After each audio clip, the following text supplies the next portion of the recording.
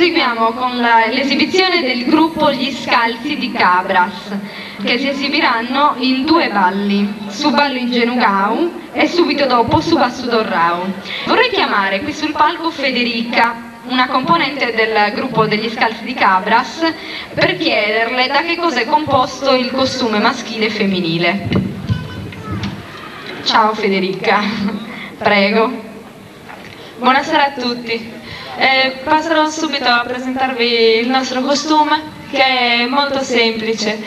Come potete notare, noi non abbiamo le scarpe. Questo è dovuto al fatto che il nostro è un paese, diciamo, in riva allo stagno, e quindi la maggior parte degli abitanti erano dei pescatori e quindi per consuetudine andavano in giro scalzi, anche perché sempre coi piedi nell'acqua non potevano che essere scalzi.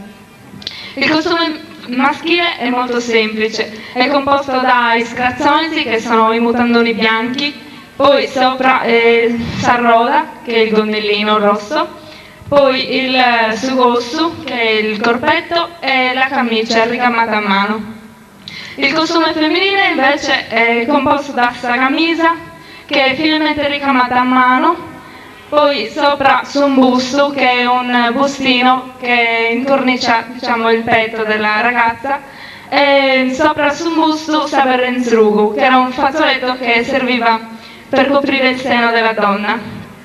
Poi dopo abbiamo la gonna con una balza rossa che spicca molto rispetto agli altri colori, e Suvignananti, che è il grembiule. Poi in testa viene posto su Scofiotto, che è il fazzoletto rosso che serve a fermare i capelli, e sopra su Sciallu, che anche questo riporta i colori rosso e nero.